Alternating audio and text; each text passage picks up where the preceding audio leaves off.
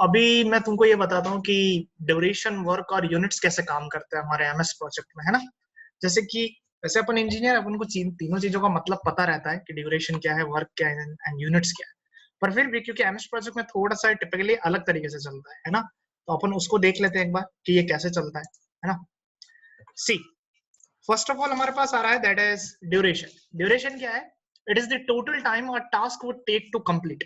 अभी सिंपल सी बात है, जैसे कि अगर कोई टास्क है, जैसे अगर कंक्रीटिंग का कोई काम हो रहा है, ठीक है ना, and if concreting is taking around let's say 1 day, तो 1 डे क्या हो जाएगा, उसका ड्यूरेशन हो जाएगा, एज सिंपल एज दैट, ठीक है ना। So the time taken by a task in order to get complete will be known as that is duration, simple as that। या तो वो 2 डे होगी या 4 दिन या 5 दिन या 1 मंथ, कैन बी एनीथिंग, ठीक है। Next is work. वर्क क्या होता है ना, यहाँ देखना, amount of hours per day और resource takes to complete a particular task. ध्यान रखना, दिस इज द वर्क, है ना। ये वर्क है जो एक पर्टिकुलर रिसोर्स लेगा, ठीक है, हर दिन उस टास्क को कंप्लीट करने के लिए। जैसे लेट से पेंटर काम कर रहा है कुछ 6 आवर्स पर डे, ठीक है ना, 6 आवर्स पर डे कर रहा है, और ये लेट से कुछ 5 दिन काम करता है, ठीक है ना, 5 डेज तक लेट से काम करता है। तो 5 डेज मल्टीप्लाई बाय 6, है ना, दैट इज अराउंड 30 आवर्स। तो 30 आवर्स क्या हो जाएगा, उस पेंटिंग वाले टास्क का ड्यूरेशन हो जाएगा। समझे मेरी बात? इट वर्क्स लाइक दैट, ठीक है ना। सो अगर पेंटर की जगह कोई दूसरा बंदा भी हो सकता है, लेबर्स भी हो सकती है, कोई ऑफिस मैनेजर हो सकता है, कुछ भी हो सकता है, ठीक है ना। अगर वो 5 दिन तक काम कर रहा है या 6 दिन तक कर रहा है, तो वो 36 आवर्स हो जाएंगे। 7 दिन तक कर रहा है एंड सो ऑन, लाइक 10 दिन है तो ऐसा, है ना। क्योंकि देखो हर बंदा पूरे आवर्स काम करता है, ठीक है ना, that is just make sure it कि वो पूरे दिन काम करेगा नहीं, ऑब्वियसली नहीं कर पाते, कुछ टाइम तक ही करते हैं, ठीक है। Then we are having units. Units मतलब क्या होता है, the measure of availability of a resource for a particular task. मतलब कि जैसे अगर मैंने पेंटर को असाइन किया किसी टास्क के लिए, पेंटिंग करके कोई टास्क है, उसके लिए मैंने पेंटर को अवेलेबल किया, ठीक है ना। So the measure of availability of a resource for a particular task, मतलब अगर मैंने पेंटर को किसी पेंटिंग टास्क के लिए मैंने लेट से इसको असाइन किया, तो इस पेंटिंग का इसका बंदे का टाइम है 6 आवर्स पर डे का, ये काम करेगा। पर क्या ये पूरे के पूरे 6 घंटे यहाँ पे काम कर पाएगा या कर रहा है क्या, उसको हम बोलते हैं that is major of availability, that is units, ठीक है।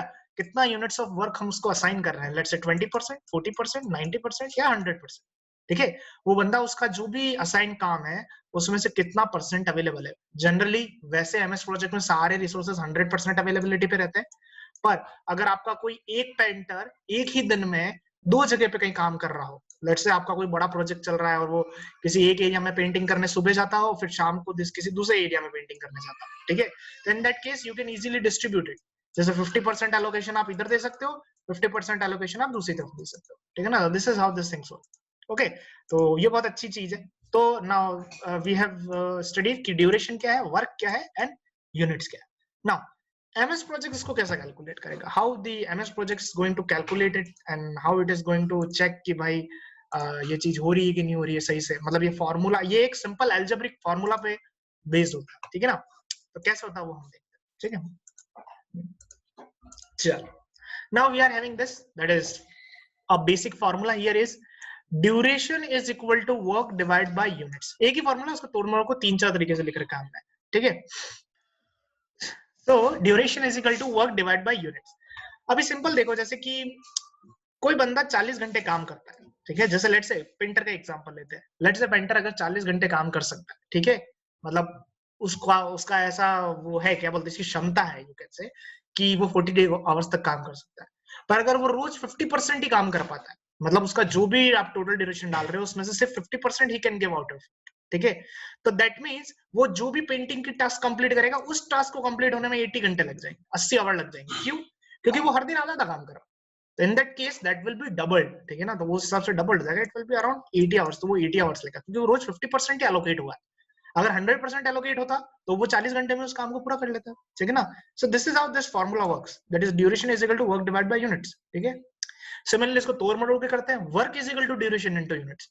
लेट से किसी काम को करने का ड्यूरेशन है 5 दिन, ठीक है, मतलब कोई टास्क है जो 5 दिन के अंदर कंप्लीट हो जाती है, ठीक है, और बंदा रोज उसको 40% के हिसाब से उसके आपने एलोकेट करवा रखा है उसको, ठीक है ना। अगर आपने उसको रोज 40% के हिसाब से एलोकेट करवा रखा है, तो इसका मतलब उस बंदे का जो टोटल आवर्स होगा वो होगा 2 दिन, मतलब वो जो पर्सन है, जैसे लेट्स से पेंटर ही है, ठीक है ना, उस किसी एक ड्यूरेशन को अपन को 5 दिन में खत्म करना है टास्क को, और जो पर्सन है वो दिन के सिर्फ 40% ही काम कर पाता, उसका जो भी एलोकेशन टाइम है उससे 40% ही काम कर पाता, तो दैट मीन्स वो इंसान टोटल 2 दिन तक काम करेगा। 2 दिन मतलब लगातार नहीं करेगा, it is in time, you can divide it in hours, और तुम उससे उसका लोड निकाल सकते हो कि वो कितने घंटे काम करेगा, ठीक है। फिर से इसको मोड़ते हैं, आपके पास यूनिट्स निकालते हैं, ठीक है। जैसे कोई काम है, ठीक है, वर्क है, वर्क इन द सेंस जो एक पर्सन है, कोई रिसोर्स है, वो 40 आवर तक काम कर सकता है, ठीक है, और उस प्रोजेक्ट की ड्यूरेशन है टोटल 160 घंटे, तो आप उसको इससे डिवाइड करोगे, that means around 0.25, that is 25%। अगर वो पर्सन दिन में काम करेगा तो वो उस टास्क को 160 आवर्स में कंप्लीट कर लेगा, ठीक है। तो this is how this duration work and units worked out, ठीक है ना। और सेम हमारा एमएस प्रोजेक्ट भी यही सिंपल सा फॉर्मूला लगाते हैं तीनों के तीनों, और चीजों को निकालता है कि कोई पर्सन एलोकेट कितना करेगा। पर क्योंकि ज्यादातर ये 100% होता है, ठीक है, ये हमारे जो परसेंटेज है ज्यादातर 100% जाते हैं, तो वर्क ड्यूरेशन लगभग क्या चलते हैं, सेम सेम चलते हैं, तो उसमें ज्यादा एमएस प्रोजेक्ट को भी माथापच्ची नहीं करनी पड़ती और आपको भी माथापच्ची नहीं करनी पड़ती, ठीक है ना। तो एज सिंपल एज ना। यहाँ पे अपने टेबल है, टेबल में कुछ चीज बता रखी है, जैसे कि फर्स्ट रो देखना आप लोग। फर्स्ट रो में क्या है, ड्यूरेशन है, इधर वर्क है, और इधर यूनिट्स है। रो में लिखा है project calculates work you input, units you input. मतलब कि अगर यूनिट्स आपने डाल दी और वर्क आपने डाल दिया, तो प्रोजेक्ट क्या करेगा, ड्यूरेशन को खुद ब खुद कैलकुलेट कर लेगा, है ना। सिमिलरली सेकंड रो में देखना, अगर आपने सिर्फ वर्क ही डाला, यूनिट्स खाली छोड़ दिया, तो क्या करेगा, खुद ब खुद यूनिट्स को 100% एलोकेट कर देगा, या मैक्सिमम यूनिट्स दे देगा प्रोजेक्ट खुद ही, और प्रोजेक्ट का ड्यूरेशन कैलकुलेट कर लेगा, ठीक है। फिर से सुनना, पहले वाले केस में क्या किया, हमने यूनिट्स भी डाली, वर्क भी डाला, प्रोजेक्ट उसने खुद ब खुद कैलकुलेट कर लिया। सेकंड केस में हमने सिर्फ वर्क डाला कि वो बंदा भाई 40 आवर तक का काम कर सकता है या जो भी है, ठीक है, तो यूनिट्स क्या करेंगी, खुद ब खुद बाय डिफॉल्ट 100% पे चली जाएगी और वो प्रोजेक्ट कैलकुलेट हो जाएगा। और ये तो होता है, अभी मैंने आपको पिछले लेक्चर्स में भी बताया था, ठीक है। सेम इज दैट, अगर आप ड्यूरेशन डालते हो, ठीक है, और आप यूनिट डालते हो, तो प्रोजेक्ट खुद ब खुद वर्क को कैलकुलेट कर देगा, ठीक है ना। कान इधर से पकड़ो या उधर से पकड़ो, वो वाली बात है, ठीक है। सिमिलरली आपने ड्यूरेशन खुद ने डाली और बाकी कुछ भी नहीं डाला, तो वो क्या करेगा, फिर से यूनिट्स को 100% क्या कर लेगा, एलोकेट कर देगा, और बीच में वर्क को कैलकुलेट कर लेगा, ठीक है। अगर मतलब हमने यूनिट्स नहीं डाली ना, तो एमएस प्रोजेक्ट बाय डिफॉल्ट उसको 100% ले लेगा, ठीक है। सिमिलरली ड्यूरेशन आपने डाली, वर्क भी आपने डाला, और यूनिट्स इस बार वो खुद कैलकुलेट करेगा, ठीक है ना। अगर आपने ये दो चीजें डाल दी है तो यूनिट्स को खुद ब खुद कैलकुलेट करेगा, और नहीं तो यूनिट को 100% एलोकेट कर देगा, ठीक है। सिमिलर एज दैट लास्ट वाला भी है, ड्यूरेशन आपने इनपुट किया, बाकी सब खाली छोड़ दिया आपने, वो यूनिट्स को खुद ब खुद 100% कर देगा, और प्रोजेक्ट खुद ब खुद कैलकुलेट कर लेगा, है ना। तो इस तरीके से हमारा क्या करता है, एमएस प्रोजेक्ट काम करता है। तो यहाँ पे डीलाई कहाँ बरतता है, ये डीलाई बरतता है हमारे यूनिट्स में। जब कभी हम यूनिट देना भूल जाएं, तो क्या करता है, वो यूनिट को खुद ब खुद ही 100% लेके बढ़ा देता है। पर अगर इस वाले केस में, ये जो सेकंड लास्ट रो है, इसके अंदर आप देख सकते हो आपने ड्यूरेशन भी डाला है, वर्क भी डाला है, तब ये खुद ब खुद प्रिसाइसली कैलकुलेट करेगा कि वो बंदा कितना यूनिट्स में काम कर रहा है।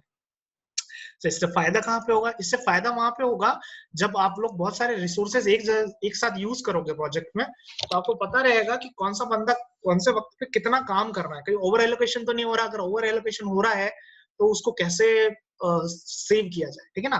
तो ये बेसिकली हमारी थ्योरी थी, दैट इज ड्यूरेशन की, वर्क की और यूनिट्स की, ठीक है।